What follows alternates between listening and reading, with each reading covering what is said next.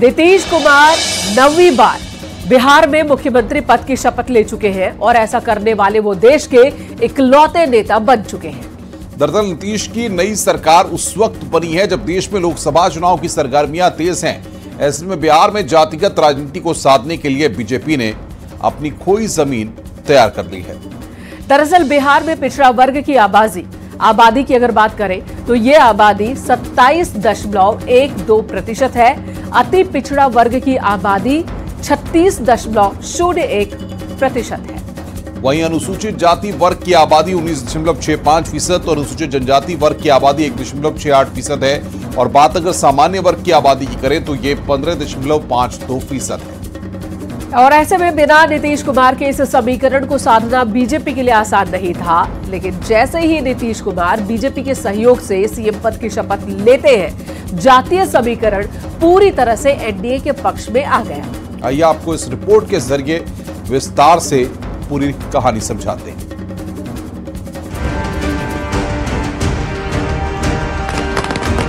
मैं नीतीश कुमार सत्यनिष्ठा से प्रतिज्ञा करता हूं। मैं नीतीश कुमार 9वीं बार नीतीश कुमार प्रतिज्ञा करता हूं कि मैं विधि द्वारा स्थापित भारत के संविधान के प्रति।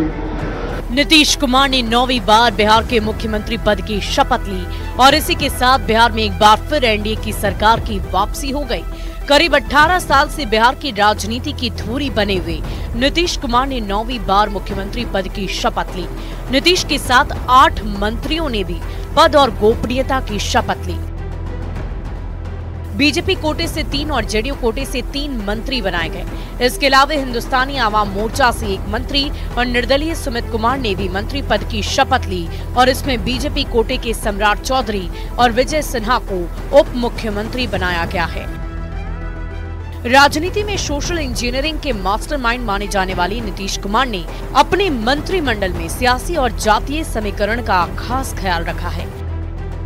नीतीश कुमार खुद कुर्मी जाति से आते हैं। कुर्मी जाति से आने वाले श्रवण कुमार को मंत्रिमंडल में जगह दी गई, जबकि लव कुश समीकरण के कुशवाहा समाज के सम्राट चौधरी को उप मुख्यमंत्री बनाया गया है।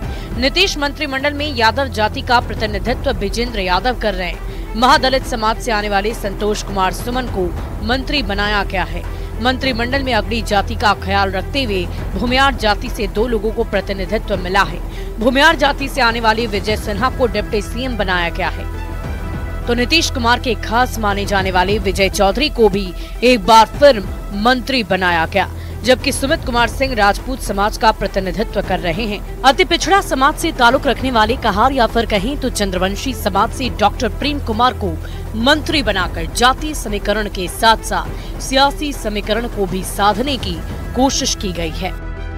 कुछ लोगों का हो गया, यानी हमारे अलावे 8 लोगों का हो गया है वो, तो अब बाकी जो बचेंगे उसको बहुत जल्दी और काफी लोगों का हो जाएगा। तेजस्वी कह रहे हैं, लेकिन आज जितने लोगों का किया गया है। हालांकि आगे मंत्रिमंडल का विस्तार होना है और कई और नेताओं को मंत्री बनाया जाएगा, जिसमें अल्पसंख्यक वर्ग से आने वाले किसी नेता को भी मौका मिल सकता है। लेकिन अभी अगड़ी जाति में ब्राह्मण को छोड़ दिया जाए तो कोशिश यही है कि हर एक वर्ग को मंत्रिमंडल में प्रतिनिधित्व मिल जाए। Bureau report, news 18।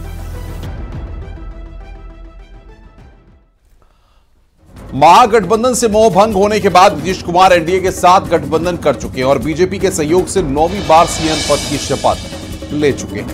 लेकिन इस उलटफेर से इंडी गठबंधन की चिंता बढ़ गई है, क्योंकि नीतीश कुमार ही विपक्षी गठबंधन के सूत्रधार थे।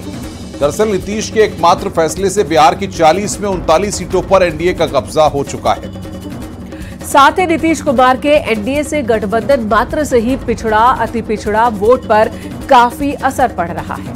तो वहीं इस फैसले के बाद कई राज्यों में कांग्रेस पार्टी अब बैकफुट पर आ चुकी है। वहीं गठबंधन से नीतीश के जाने से पूर्वांचल में भी इसका असर पड़ने वाला है। और सबसे बड़ी बात, विपक्ष की एकजुटता पर भी अब सवाल उठने लगे हैं। इस पर दिखाते हैं आपको एक रिपोर्ट। विधि द्वारा स्थापित भारत के संविधान के प्रति सच्ची श्रद्धा और निष्ठा रखा गया। बिहार में पलटी मार सियासत और इंडी गठबंधन में अंदरूनी गर्वाहट। आने वाले उस चुनाव के लिए चुनौतीपूर्ण आहट है जिसमें एक तरफ मोदी है तो दूसरी तरफ 27 दलों का छिन्न भिन्न होता गठबंधन। क्योंकि गठबंधन के सूत्रधार ने जब पलटी मारा तो बेचैनी गठबंधन साथियों की बढ़ गई। बिहार से उत्तर प्रदेश तक और बंगाल से पंजाब तक सियासी शोर सुनाई देने लगा। लेकिन जो नीतीश ने बीजेपी के साथ आने के बाद कहा, वो 2024 के लिए बड़ा संदेश है। सब लोगों को हम बता देते हैं कि आज हमने इस्तीफा दे दिया। समझ गए ना? आज हमने मुख्यमंत्री से इस्तीफा दे दिया और जो सरकार थी उसको भी समाप्त करने का हमने आज गवर्नर साहब को दे दिया। ऐसी नौबत क्यों आई ऐसी?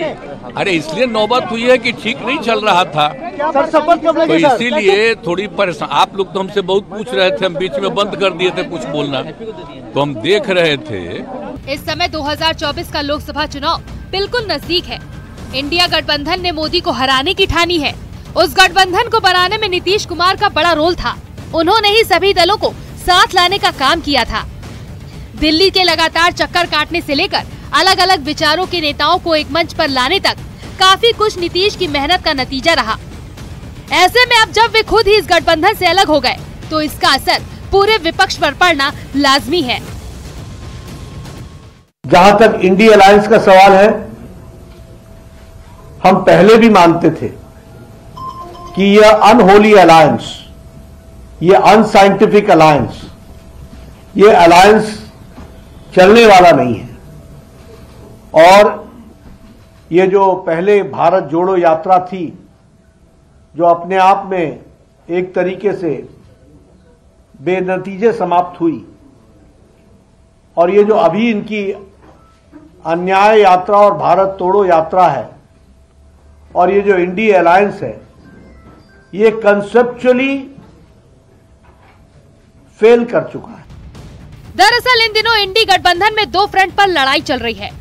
एक तरफ नीतीश तो दूसरी तरफ वो राज्य जहां अब तक सीटों का पेच फंसा है। पश्चिम बंगाल में ममता बनर्जी कांग्रेस के खिलाफ चुनाव लड़ने का मन बना चुकी हैं, तो यूपी और पंजाब में अब भी सीट शेयरिंग पर बात नहीं बनी है। इस बीच अखिलेश ने जरूर कांग्रेस को अपने हिसाब से चलाने की कोशिश की। उन्होंने ट्वीट में लिखा, कांग्रेस के साथ 11 मजबूत सीटों से हमारे सौहार्दपूर्ण गठबंधन की अच्छी शुरुआत हो रही है। ये सिलसिला जीत के समीकरण के साथ और भी बढ़ेगा। इंडिया की टीम और पीडीए की रणनीति इतिहास बदल देगी। लेकिन कांग्रेस अखिलेश के इस प्रपोजल को एक्सेप्ट नहीं कर पा रही है। कांग्रेस नेता जयराम रमेश ने किसी का नाम लिए बिना कहा, कुछ राज्यों में सीट बंटवारे को लेकर आम सहमति बन गई है, सीटें फाइनल कर ली गई हैं, लेकिन उनकी घोषणा नहीं की गई है। उन्होंने कहा कि घोषणा करने का जब सही समय होगा तब की जाएगी। यानी नीतीश के इस्तीफे के बाद अब इंडी गठबंधन में दूरी नहीं बल्कि खाई जैसी स्थिति है, और जो बयानबाजी हो रही है वो कुछ वैसे ही संकेत दे रहे हैं। नीतीश कुमार जी को मैं धन्यवाद देता हूं कि उन्होंने इस्तीफा दे दिया। उनकी जो भी मजबूरी रहे, लेकिन बिहार पेशोपेश में था, अब इन्होंने दे दिया है। मुझे डर लग रहा था, जिस तरह से प्रेशर पड़ रहा था लालू यादव का नीतीश कुमार जी के ऊपर तेजस्वी को ताजपोशी के लिए, तो फिर बिहार दोबारा जंगल राज में आ जाता। इससे मुक्ति मिली। और हम लोग का भी बिहार फर्स्ट, बिहारी फर्स्ट को लेकर विजन है। मैंने कई बार इससे पूर्व में भी कहा कि मेरा मुख्यमंत्री नीतीश कुमार जी से नीतिगत विरोध था, है। संभवतः अगर इस तरीके से ही, अगर उन्हीं की ही नीतियों पे काम चला तो संभवतः वो विरोध आगे भी रहेगा। मैंने हमेशा माना है कि उनकी नीतियों ने बिहार का विकास नहीं किया। हालांकि नीतीश और बीजेपी में सियासी गठजोड़ को समझे तो इससे विपक्षी गठबंधन को बड़ा झटका लगने जा रहा है। सवाल ये कि जो नीतीश को नहीं रोक पाए वो एकजुट कैसे हो सकेंगे। पिछड़ा अति पिछड़ा वोट पर होगा असर। पीएम की रेस से एक बड़ा चेहरा बाहर हो चुका है। राज्यों में कांग्रेस पार्टी अब बैकफुट पर आ चुकी है। नीतीश के जाने से कई सीटों पर असर होगा। यानी नीतीश का बीजेपी के साथ जाना संयोग नहीं बल्कि 24 के लिए सियासी प्रयोग है। और उस ओर भी इशारा है जिससे आने वाले वक्त में इंडी गठबंधन चुनाव से पहले ही कमजोर, बेहद कमजोर होने वाला है। Bureau report, news 18।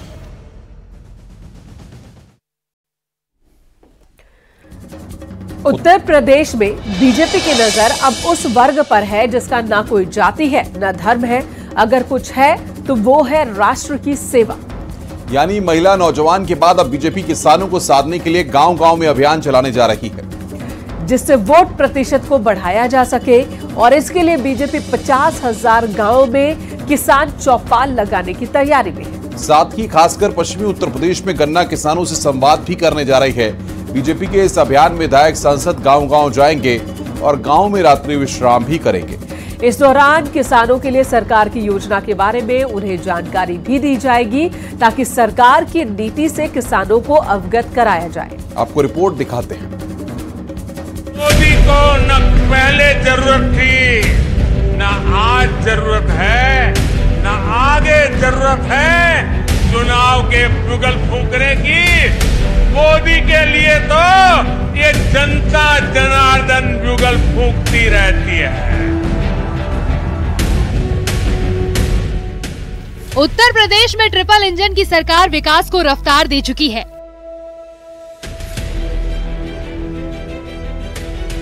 युवाओं, महिलाओं के साथ किसानों को संदेश दे रही है और उस चुनाव की तैयारी कर रही है जिसमें सभी 80 सीटों पर भगवा लहराया जा सके। इसके लिए अब बीजेपी ने उस वोट बैंक को पाले में लाने की रणनीति तैयार की है, जो हर सीट पर निर्णायक भूमिका में है। वो लाभार्थी वर्ग है, किसान। भारतीय जनता पार्टी किसानों को साधने में लगातार जुटी हुई है। इसको लेकर भारतीय जनता पार्टी ने आज किसान मोर्चे की एक बड़ी बैठक की। इस बैठक में किसान मोर्चे के राष्ट्रीय अध्यक्ष मौजूद रहे। इसके अलावा जो किसान मोर्चे के पूरे प्रदेश के पदाधिकारी वो भी इस बैठक में मौजूद रहे। बैठक में मंथन किया गया कि आखिर किस तरीके से किसानों को उत्तर प्रदेश में साधना है, और इसके लिए 58,000 से ज्यादा ग्राम सभाओं में किसान मोर्चे के पदाधिकारी जाएंगे और किसान चौपाल करेंगे। महिला युवा के बाद अब बीजेपी का फोकस किसानों पर है, जिन्हें पार्टी और सरकार की नीति समझाने के लिए विशेष अभियान चलाने जा रही है। इसके तहत 50,000 गाँव में किसान चौपाल लगाएंगे। बीजेपी के विधायक सांसद गांव-गांव जाएंगे। बीजेपी के नेता गांव में रात्रि विश्राम भी करेंगे। किसानों के लिए सरकार की योजना समझाएंगे। दरअसल यूपी में किसानों का एक बड़ा वोट बैंक है, जिसे साधने के लिए प्रदेश स्तर पर किसान कार्यशाला की शुरुआत हो चुकी है। इस कार्यक्रम में प्रदेश के अध्यक्ष भूपेंद्र चौधरी, महामंत्री संगठन धर्मपाल और किसान मोर्चा के राष्ट्रीय अध्यक्ष राजकुमार चहर समेत पूरे प्रदेश के किसान मोर्चा के बड़े पदाधिकारी मौजूद रहेंगे। उत्तर प्रदेश की सभी 80 के 80 जीते इस संकल्प को पूरा करने के लिए बैठक आयोजित है।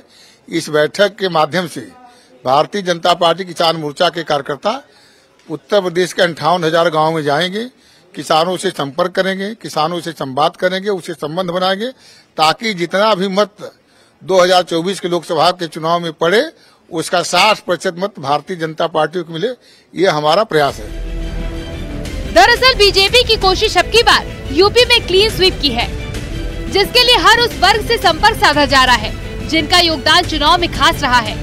ऐसे में जाति धर्म से अलग बीजेपी ने अपना नया वोट बैंक तैयार किया है, जिसमें महिला, नौजवान और किसान के साथ लाभार्थी वर्ग है, और इनकी तादाद करोड़ों में है, जिन्हें पीडीए से नहीं बल्कि विकास से मतलब रहा है। और इसी वर्ग से बीजेपी अब गांव-गांव संवाद करने जा रही है। Bureau report, news 18।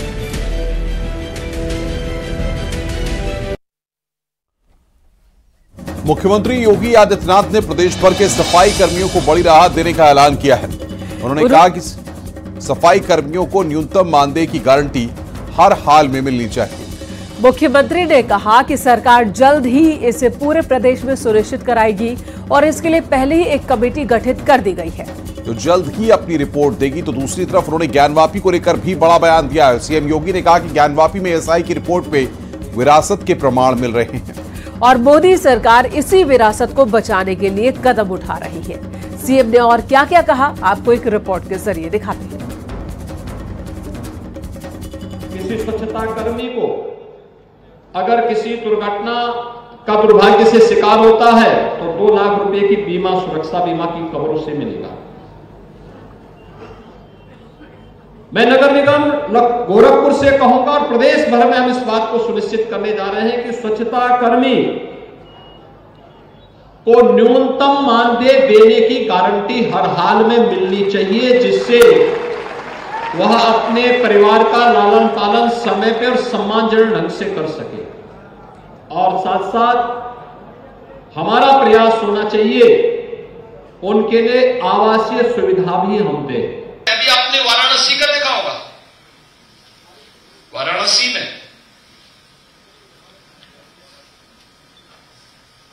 Kashi Vishwanath Dham में, ज्ञानवापी में ये एसआई की रिपोर्ट सामने आ रही है। ये एसआई की रिपोर्ट क्या बताती है? बहुत कुछ आपके सामने उदाहरण प्रस्तुत करता है, लेकिन उस विरासत पर जो प्रधानमंत्री मोदी जी ने आजादी के अमृत महोत्सव वर्ष के समय आपको उपलब्ध कराया था, हम आजादी की लड़ाई को अपनी आंखों से नहीं देखे, देश को आजाद होते समय हम नहीं देखे, लेकिन जब देश अपनी आजादी का अमृत महोत्सव मना रहा था, हर घर तिरंगा के माध्यम से हम इस महोत्सव में सहभागी बने थे, क्योंकि हमारे पूर्वजों ने इस लड़ाई को प्रधानमंत्री नरेंद्र मोदी बोर्ड परीक्षा से पहले देश भर के 10वीं और 12वीं क्लास के स्टूडेंट्स के तनाव को कम करने के लिए परीक्षा पे चर्चा करते हैं। कल परीक्षा पे चर्चा का आयोजन होना है दिल्ली के प्रगति मैदान में। दिल्ली के प्रगति मैदान में भारत मंडपम में यह आयोजन किया जाएगा। इस दौरान पीएम मोदी स्टूडेंट्स, टीचर्स और पेरेंट्स के साथ बोर्ड परीक्षा से पहले होने वाले तनाव और डर को कम करने के लिए कल सुबह 11 बजे बातचीत करेंगे और टिप्स शेयर करेंगे। इस बार पीएम मोदी 7वीं बार परीक्षा पे चर्चा करने जा रहे हैं और इस कार्यक्रम में 2 करोड़ से ज्यादा छात्रों, अभिभावकों और शिक्षकों के पहुंचने की उम्मीद है, क्योंकि रजिस्ट्रेशन की संख्या 2 करोड़ से ज्यादा है।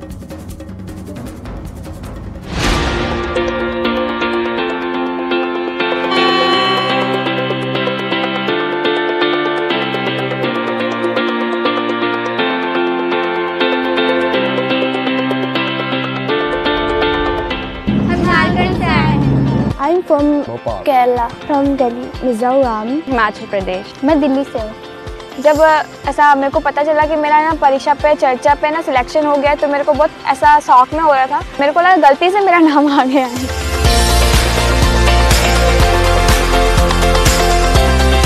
They were like, really, you're going to meet the Prime Minister?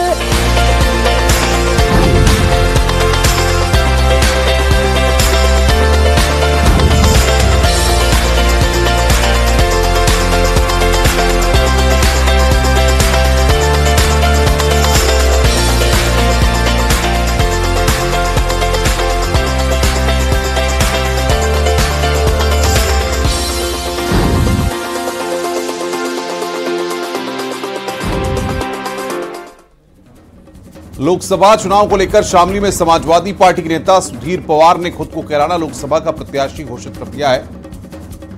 यही नहीं, नेताजी ने खाप पंचायतों को बुलाकर एक बैठक की और खुद के लिए समर्थन की मांग भी कर डाली। हालांकि अभी यूपी में गठबंधन की ओर से कैराना के लिए प्रत्याशी की घोषणा पार्टी की ओर से नहीं हुई है। कैराना लोकसभा सीट पर टिकट की दावेदारी एसपी नेता सुधीर पवार का कहना है कि पिछले कई दशकों से शामली में किसी भी जाट नेता को एमपी का टिकट नहीं दिया गया, जबकि मतदाताओं की सूची में जाट समाज के लोग सबसे ज्यादा हैं। अब देखना है कि कैराना में इंडी गठबंधन का क्या रुख रहता है। संजीव बालियान ने ससोली के अंदर 23 दिसंबर को यह घोषणा की थी कि ऐसा भाव देगा, सब खुश हो जाएंगे, ऐसा तोहफा मिलेगा। क्या यो 20 रुपए का तोहफा था? वे 20 कहाँ गए? 40 रुपए की घोषणा ये लोग कर रहे थे, 40 रुपए किसान को मिलेगा। वे 20 कहाँ गए? किसकी जेब में गए भाई? 20 ही मिला किसान को, तो आधा भी नहीं दिया। कहाँ की इंसानियत करी? कहाँ का इंसाफ करा? और राज्यों के बराबर तो दे देते, कम से कम 86 नहीं देते, 85 दे देते। तो फिर भाव का खिलवाड़ की गई। हम इस भाव को भाव नहीं मानते भाई। और इसी के साथ यहाँ रुकेंगे एक छोटे से ब्रेक के लिए। खबरों का सिलसिला लगातार जारी।